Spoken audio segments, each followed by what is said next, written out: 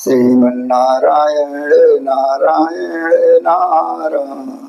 लक्ष्मीनाथ समारंभा नाथयामुनमध्यमा अस्मदाचार्य पर्यंताम वंदे गुरु परंपरा।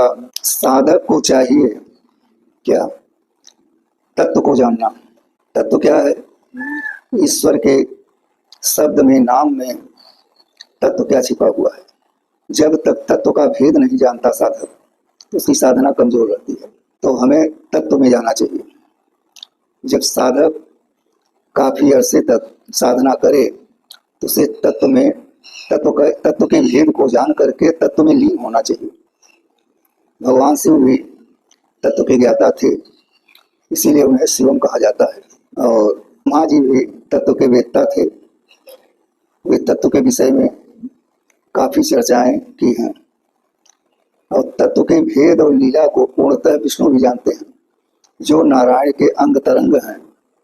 और जब नारायण का विकराल रूप होता है तो हजारों विष्णुओं के रूप में उनकी आराधना करने लगते हैं कि जिससे नारायण शांत हो जाएं। कहीं ऐसा न हो कि हम त्रिदेवों पर भी, ब्रह्मा विष्णु महेश पर भी दुख की घड़ी छा जाए। लेकिन अब शब्द आता है कि भगवान है क्या चीज।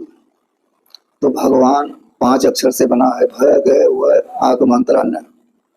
भ से पृथ्वी, ग से आकाश, व से वायु, आ से अग्नि, न से नीर। जो जीव मात्र या ईश्वरी गुण मात्र इन 5 भौतिक पदार्थों से युक्त हो, जो ये पांचों पदार्थ जिस जीव या नारायण रूपी मनुष्य के अंतर्गत उसी के आदेश का पालन करें, उन्हीं के आदेश को सुनकर के कार्यान्वित रहें, कार्य करते रहें, उसी का नाम भगवान है। 6 ऐश्वर्य जिसके पास होता है वही ईश्वर होता है। इसी प्रकार से भगवान का एक तत्व है।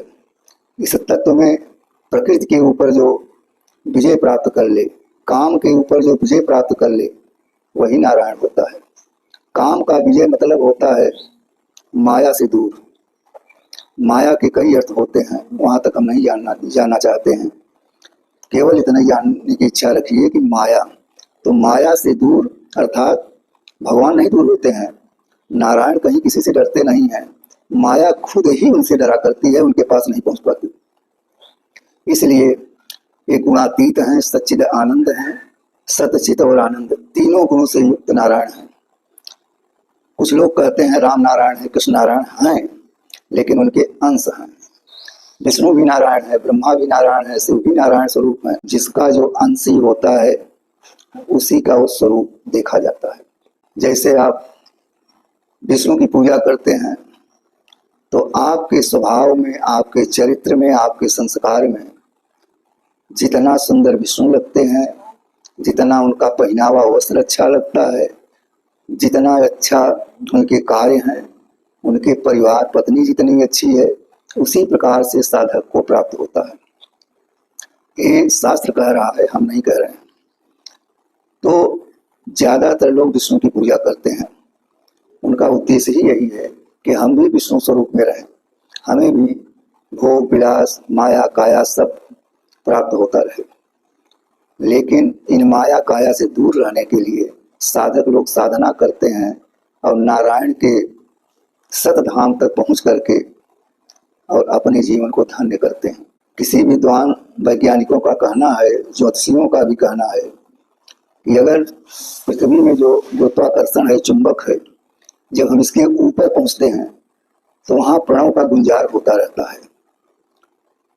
ऐसा सुनने में आया है, लेकिन कौन सुना? वैज्ञानिक नहीं सुने, ये तो उनका अनुभव है। लेकिन जो साधक होते हैं, साधना करते हैं, उन्हें इस पृथ्वी पर भी रहने पर वो आवाज सुनाई देता है। वही आकाश का तत्व है, प्रणव। और प्रणव से ही नारायण ही नहीं, इनके जितने अंशधारी, जितने देवता देवी हैं, ये सब भी प्रसन्न होते हैं और साधक को हर ढंग से परिपूर्ण रखते हैं। ये विश्वास की बात है और अनुभव की बात है। संसार की सबसे महत्वपूर्ण जो है वो यही है कि हमें साधना किसके साथ रह के करनी चाहिए। तो कहावत भी है कि गुरु करे जान के, पानी पिए छान के। तो गुरु कैसा होना चाहिए, तो हमें इसका पता लगाना चाहिए कि वास्तव में गुरु तो बहुत हैं संसार में। कथावाचक हैं, प्रवचन करता है, विद्वान है, ज्योतिषी हैं, तांत्रिक हैं, चमत्कार से परिपूर्ण हैं, संसार को लाभ देते हैं, उनके कार्यों का, उनकी विपत्तियों का हरण भी करते हैं।